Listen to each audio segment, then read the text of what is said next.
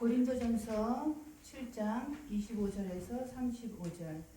처녀에 대하여는 내가 주께 받은 계명이 없으되 주의 자비하심을 받아서 충성스러운 자가 된 내가 의견을 말하노니 내 생각에는 이것이 좋으니 곧 임박한 환난으로 말미암아 사람이 그냥 지내는 것이 좋으니라. 내가 아내에게 매었으나 노이기를 구하지 말며 아내에게서 노였느냐 아내를 구하지 말라. 그러나 장가가도 죄 짓는 것이 아니요 처녀가 시집가도 죄 짓는 것이 아니로되 이런 이들은 육신의 고난이 있으리니 나는 너희를 아끼노라. 형제들아 내가 이 말을 하노니 그때가 단축하여진 고로 이후로부터 안에 있는 자들은 없는 자 같이 하며 우는 자들은 울지 않는 자 같이 하며 기쁜 자들은 기쁘지 않는 자 같이 하며 매매하는 자들은 없는 자 같이 하며 세상 물건을 쓰는 자들은 다 쓰지 못하는 자 같이 하라. 이 세상의 외형은 지나감이니라.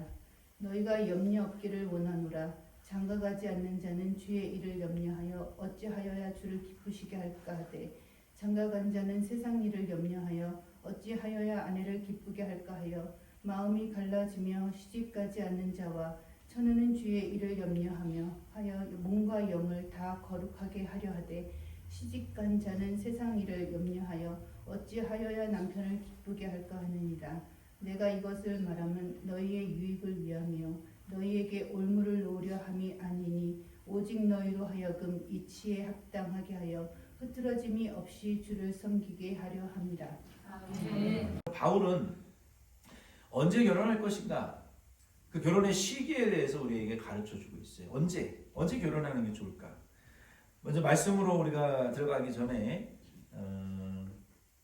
왜 바울이 이런 일곱 번째 이 결혼의 시기에 대한 이슈를 끌고 나왔냐면 당시에 상황이 있어요. 상황. 약혼을 한 뒤에 약혼을 했어요. 근데 이제 결혼을 해야 됐는데 그 결혼의 시기가 언제 되어야 되느냐라고 고민하는 자들이 있었어요. 그러면 약혼한 분들이 준비해서 결혼을 하면 되지 왜 고민을 했을까요? 약혼을 했는데 결혼의 시기를 결정할 수 없는 무엇인가가 있었기 때문에 고민을 했을 거 아니겠습니까? 그렇죠? 약혼을 했는데 결혼은 지금 해야 될지 말아야 될지 결정을 못 하겠다는 거예요. 그 고민을 하게 만든 이유가 뭘까요? 고린도 교회 안에 그런 이유가 있었다는 거예요. 본문 말씀을 우리가 보면은 바울이 곧 종말이 임할 것이다 라고 믿었고 그렇게 가르쳤기 때문에 약혼한 젊은이들이 결혼에 대하여 고민에 빠질 수밖에 없었어요. 본문 26절 말씀에 보면은 바울이 뭐라고 어떤 구절을 언급을 합니까? 내 생각에는 이것이 좋으니 곧 임박한 환난으로 말미암아 사람이 그냥 지내는 것이 좋으니라. 무엇으로 말미암아? 임박한. It's just around the corner. 앞으로 환난이 있는데 바로 지금 코앞에 닥쳐 있다는 거예요. 이 환난이 우리 앞에 지금 있으니까 약혼을 했을지라도 그 결혼으로 완성시키지 말고 환난이 오면 모든 지구상의 인프라가 무너지잖아요.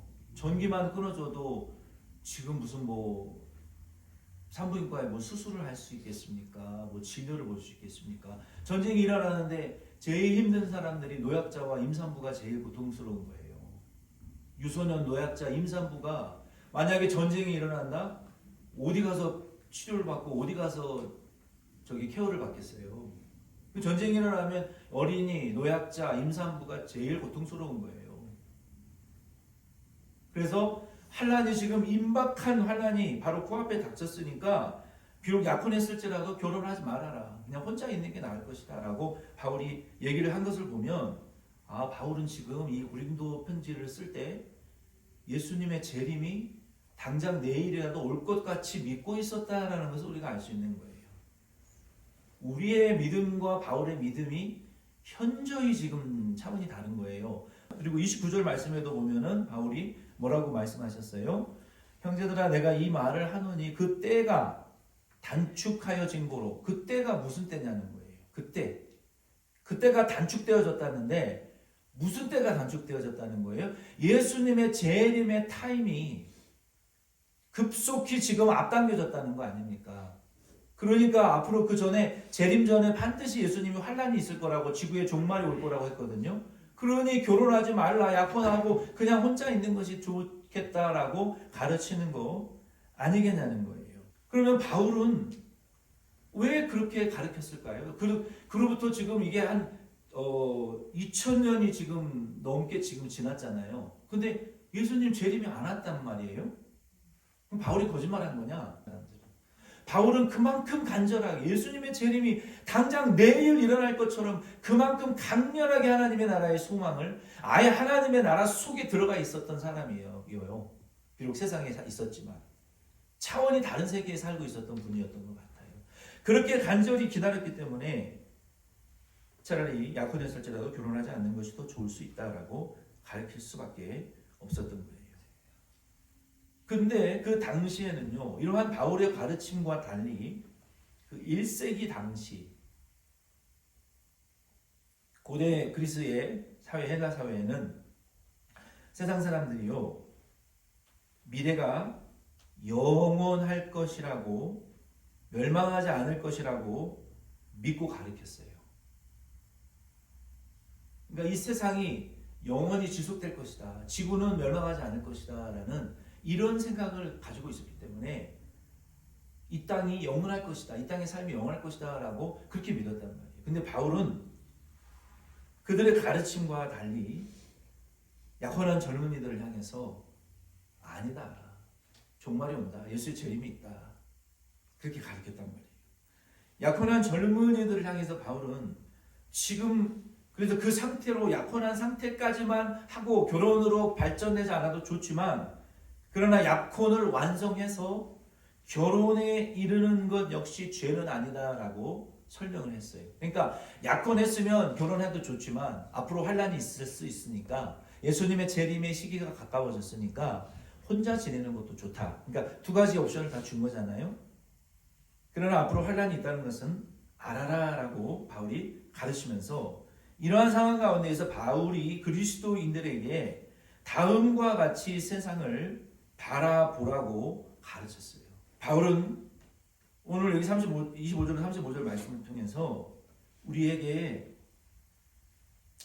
이런 관점으로 세상을 바라보라라고 가르치고 있어요. 어떤 관점입니까?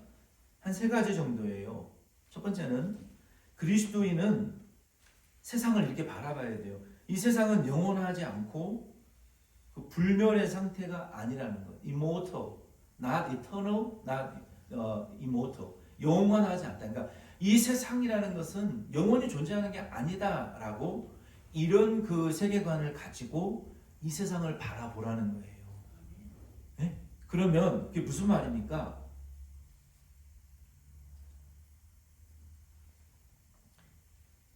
영원한 것이 없어요, 세상에. 그러니까 영원한 하나님의 나라를 대신 소망하라는 것이죠. 너무 이 땅에 미련을 많이 두지 말고. 두 번째는요, 그리스도인은 인생의 짐을 지는 일에 모든 힘을 다 소진하지 말라. 아멘이십니까? 그리스도인은 그냥 이 땅에서 하는 일을 위해서 내 모든 시간과 정열을 다 쏟아붓지 말라는 거예요.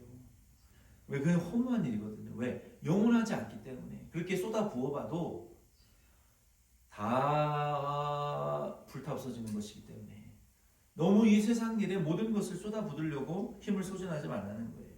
그리고 이렇게 세상을 바라보라는 거예요. 그리고 세 번째는, 결혼이라는 것은 인생의 짐 중에, 여러분 인생의 짐이 많이 있죠. 그렇죠? 우리가 태어나서 지는 짐 중에 가장 무겁고 복잡 단단한 것이 결혼이라는 거예요. 결혼. 우리의 인생의 짐 중에 가장 복잡하고 무거운 짐이 결혼이라는 거예요. 그래서 결혼은 선택적인 것이라는 거예요. 우리의 인생의 짐을 지는 것 중에 내가 결혼은 선택하는데 그것을 알고 결혼을 선택하라는 거예요. 인생의 짐 중에서 내가 가장 무겁고 복잡해지는 짐이 결혼이다. 그것을 알고 결혼을 선택하라는 거예요. 그러면 이러한 관점을 가지고 우리가 오늘 본문 말씀을 우리의 삶으로 바로 적용을 시켜보면 여기 26절로 31절 말씀에 보면은 바울은 우리에게 세 가지를 가르쳐 주십니다. 세 가지. 첫째는요, 우리가 26절로 31절 말씀을 통해서 확실히 해야 될 것은 무엇이냐면 고린도 교회와 바울 당시보다 예수님의 재림이 2000년 이상 앞당겨졌다라는 것을 기억하라는 거예요. 아멘이십니까? 예수님의 재림이 2000년 이상 앞당겨졌다는 거예요.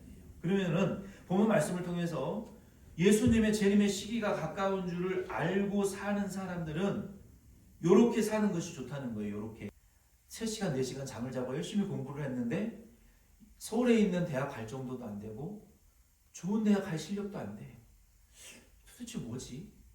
죽을 똥 살똥 일을 했는데 1년 내내 일을 해봐도 세이빙 어카운트에 돈이 저축이 안 되고 연금도 쌓이지도 않고 투자할 돈 한 푼도 손에 없는 거 도대체 왜 이러는 거지? 내가 인생을 지금 어떻게 살고 있는 거지? 앞으로 나는 어떻게 살아야 되지? 여러분 이런 고민 되지 않아요?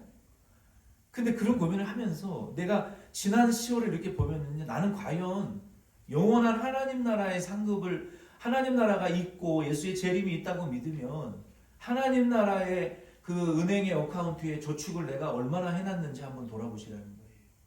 진리는 이 땅에 쏟아부은 거는 다 불타 없어질 거고 하나님 나라에 한 푼도 보상받지 못하는 거예요.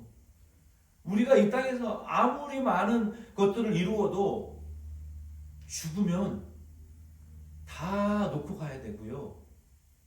가지고 갈 수 있는 거 아무것도 없어요. 전유성 씨가 얼마 전에 예수 믿고 죽었는데 비석에다가 울지 마. 다음은 네 차례야. 그런 말씀이 우리 머리를 강타하지 않습니까? 내가 죽으면 아무것도 못 가지고 가고 빈몸으로 갈 텐데 내가 진짜 하나님 나라 가서 보상받을 수 있는 게 뭔가? 이 땅에 다 남겨놓고 가도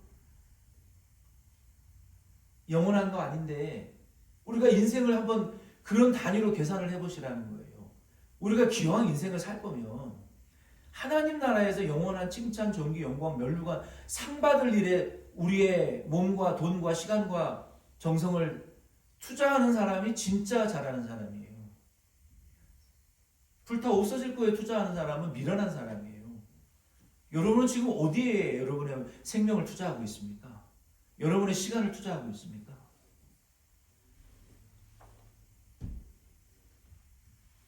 오늘 이 말씀에 보면 26절 31절 말씀에 보면 예수님의 재림이 지금 가까워 오고 있다라는 것을 아는 사람은 주인이 오실 때를 준비해야 되는 거예요. 주님이 오시면 성경에 뭐라 그랬어요? 회개하신다 그랬어요. 회개장부 쫙 펴놓고 심은 대로 갚아준다 그랬어요. 주를 위해서 심은 대로 갚아준다 그랬어요. 주님 하나님 나라에 심은 대로. 지금 여러분 하나님 나라 밭에 심고 있는지 불타 없어질 세상 나라 밭에 심고 있는지를 잘 구분하세요. 하나님의 나라가 있고 예수의 재림이 있다고 믿으시는 분들은. 남은 시간이 많지 않다는 것을 아셔야 돼요. 남은 시간이 많지 않다. 그리고 남편과 아내는 서로를 사랑하며 서로의 의무를 다해야 되지만 서로에게 잠식당해서는 안 돼요. 그리고 인생의 슬픔, 기쁨, 사업, 재물을 다 즐기려고 차지하려고 할 필요 없어요. 왜냐하면 이 세상의 외형은 다 지나가기 때문에 그리스도인들은 과도하게 사람의 사랑에 집착할 필요가 없어요. 사람에게 사랑받으려고 집착하지 말고 인생의 지나친 행복과 쾌락을 탐닉할 필요 없고요. 세상에 빠지지 말고 위에 있는 것을 찾고 하나님과 동행하는 것이 필요해요.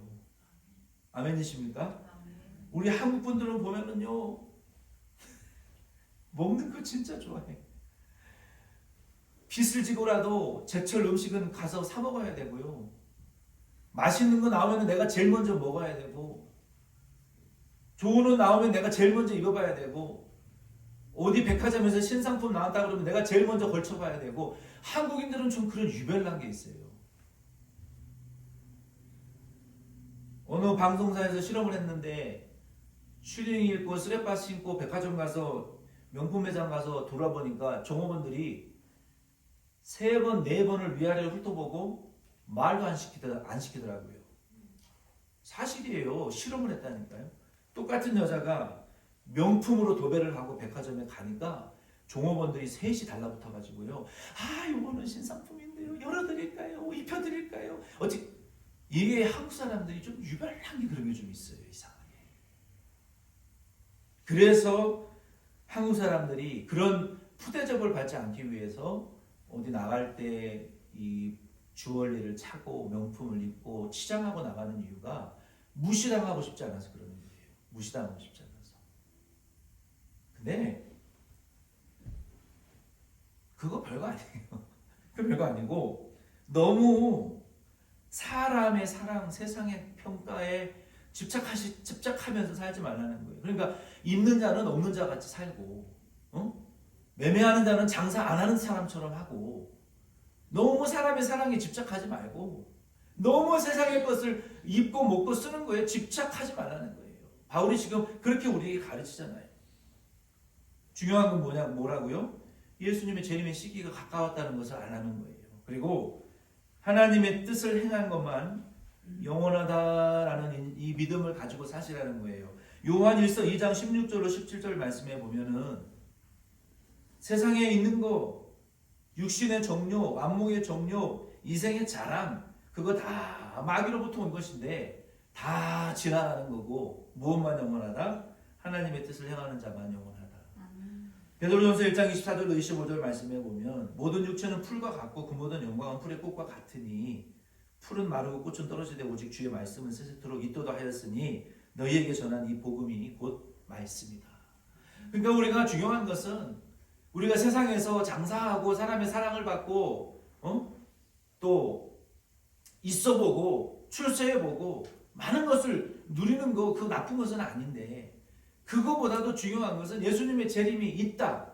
그 시기가 앞당겨졌는데 예수님 다시 오시면 누구에게 상을 주시냐면 하나님의 말씀, 영원한 말씀을 위해서 기도를 심고 봉사를 심고 물질을 심고 자기 생명을 심고 시간을 심고 체력을 심고 열정을 심고 희생을 심은 자들에게만 갚아주신다는 거예요. 아멘이십니까?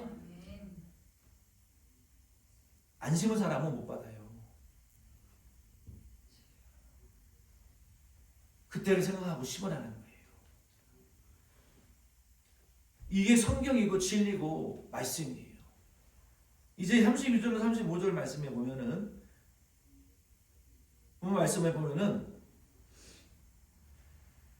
결혼이라는 것은요. 한번 따라해 봅시다. 결혼은 자기를 기쁘게 하는 것이 아니다. 자기를 기쁘게 하는 것이 아니다. 근데 문제는요. 결혼하기 전까지는 잘 들으세요. 남자들은 잘해줘요. 돈도 많이 쓰고 내가 당신을 위해서 살게. 근데 결혼하고 나면 달라져요. 대부분의 남자들이. 그래서 한국말에 그런 말이 있어요. 여자들의 처녀들의 신앙은 결혼해봐야 알고 남자들의 신앙은 취업해봐야 안다. 군대에서는 오히려 더 기도 많이 해요. 힘드니까. 근데 자유를 얻고 취업하잖아요. 그럼 그때 진짜 본색이 나와요. 여자들은 결혼하고 나서 본색이 나오고 남자들은 취업하고 나서 본색이 나와요. 그때 믿음이 진짜예요.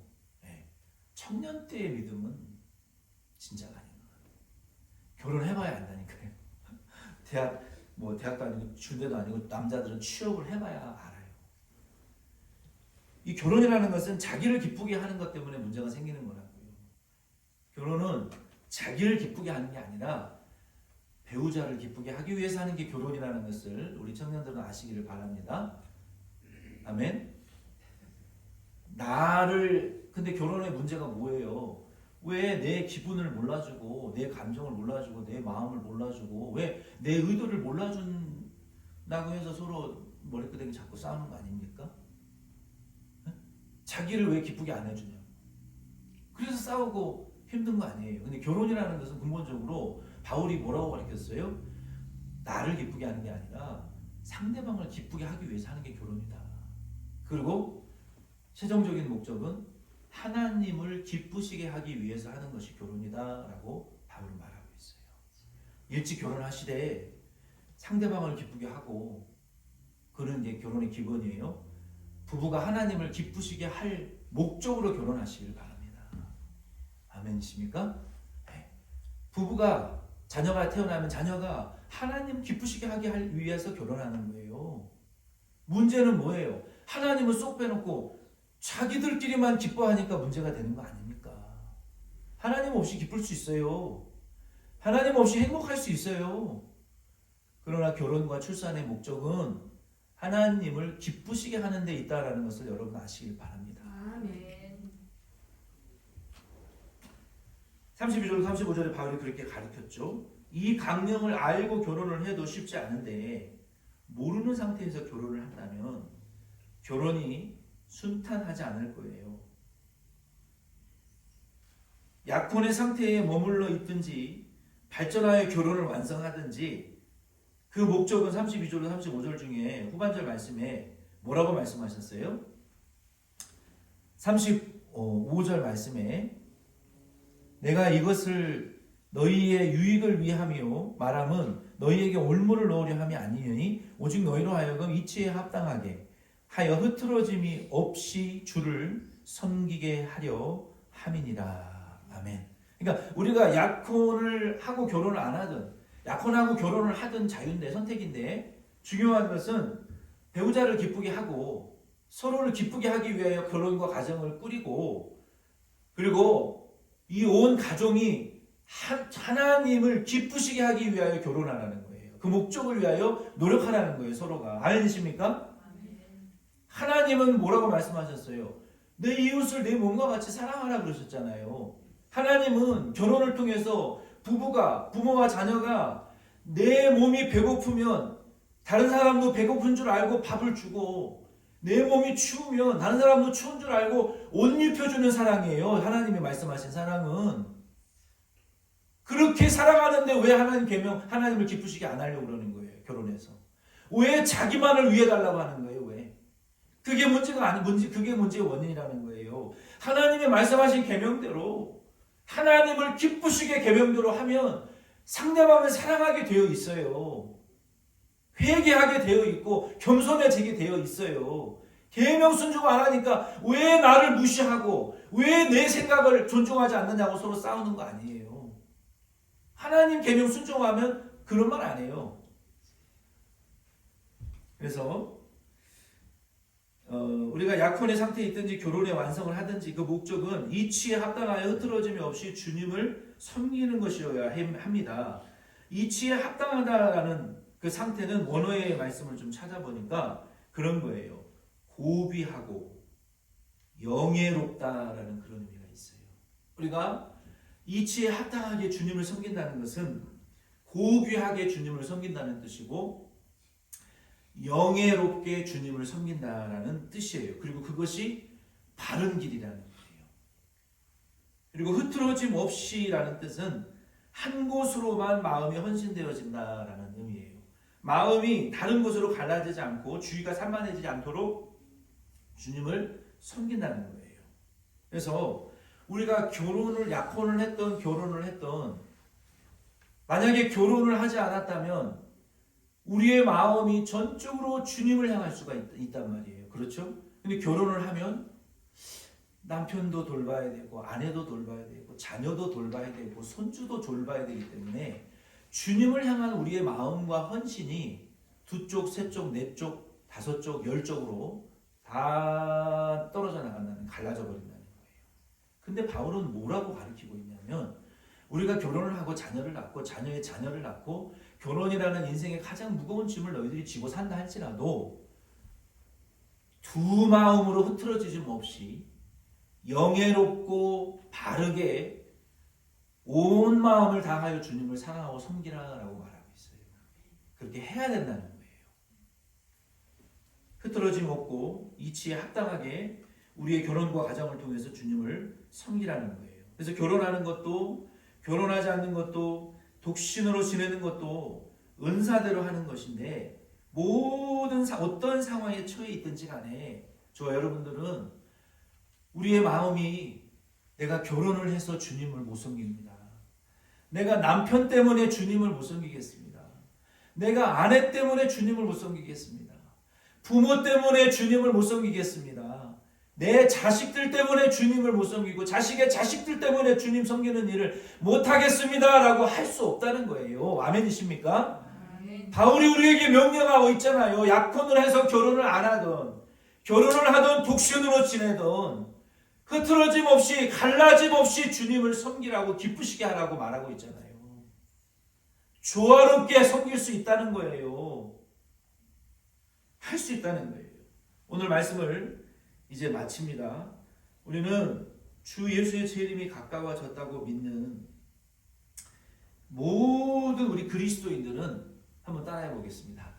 정연하게. 정연하게. 제가 그 구글에 찾아보니까 흐트러짐 없이 그리고 이치에 합당한 상태를 가리키는 단어가 뭐냐 물어봤거든요.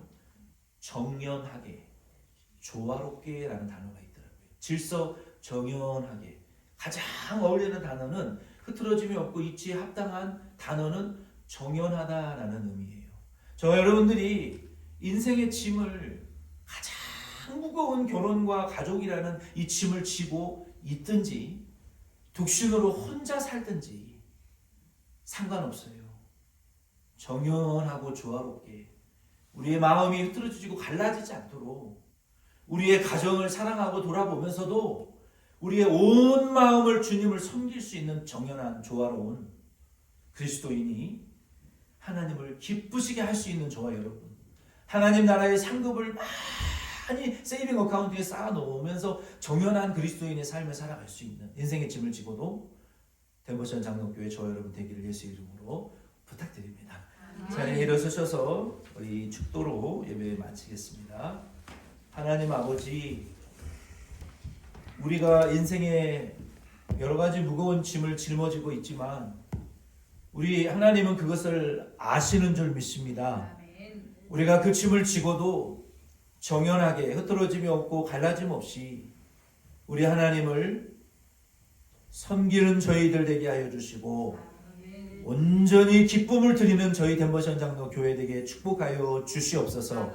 지금은 우리 주 예수 그리스도의 구속의 그 크신 은혜와 하나님 우리의 아버지의 영원하신 아가페의 사랑과 보혜사 성령님의 내주 교통 감동하시는 역사하심이 May the grace of the Lord Jesus Christ and the forever love of God and the fellowship of the Holy Spirit be with you forever. 아멘. 아멘.